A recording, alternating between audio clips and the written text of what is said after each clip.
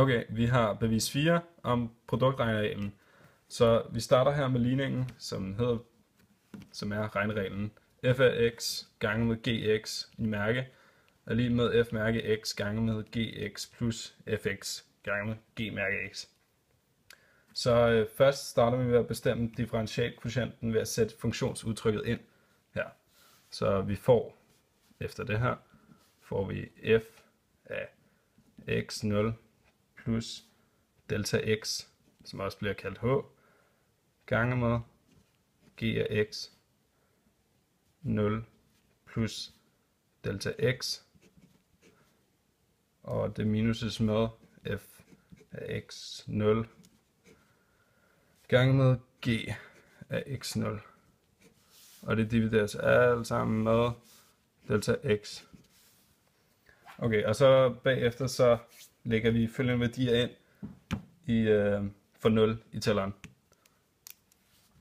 Og det er, så vi lægger 0 ind i tælleren.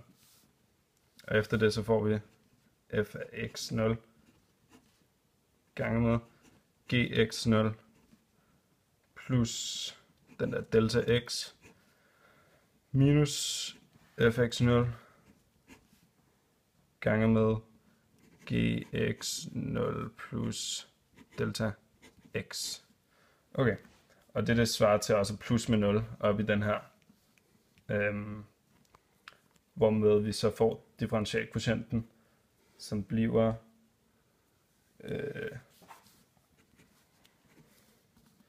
den bliver fx0 plus delta x gange med gx0 plus delta x, den parentes, der står der, yes, og så minus f x0 gange med gx0 plus delta x, parentes slut, plus f x0 gange med gx0 plus delta x minus fx0 gange med gx0. Og det er det, der er divideret med delta x. Så det er den her del, der er her, og den er derfra, og herover til, som bliver plus 0. Og efter det så får vi, efter det så trækker vi gx0 plus x uden for den ene parentes. Det her, det trækkes uden for parentesen, og fx0, det her, trækkes også ud for parentesen. Og så får vi, når bryggerne er delt op, får vi bagefter gx0 og plus delta x, parentes slut, gange med f x0 plus delta x minus fx0 og hvor er vi henne? Minus fx0, yes. Og der skal også være en parentes der og en her. Okay, og det plusses med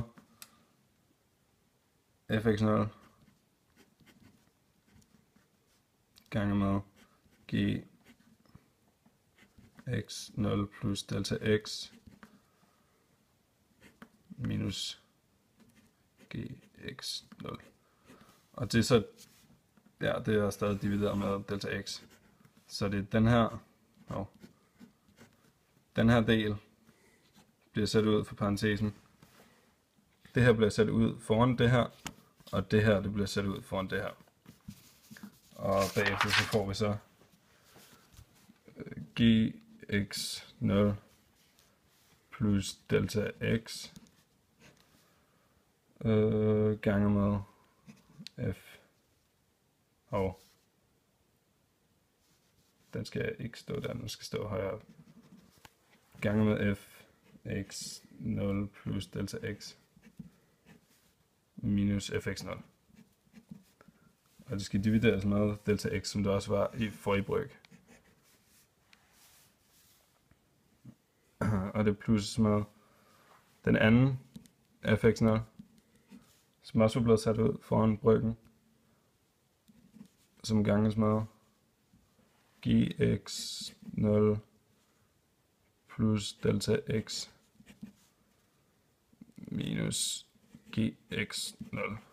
Og det divideres også med delta x.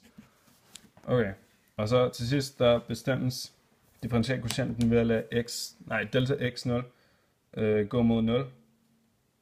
Og derved så vil gx0 plus x gå imod gx0, i det gx0 er differentiabel og er kontinuert.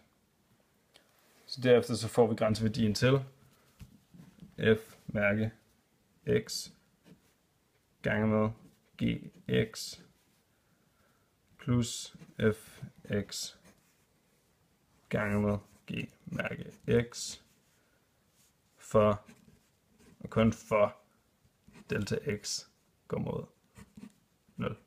Der. Og således er regneregel 4 bevist.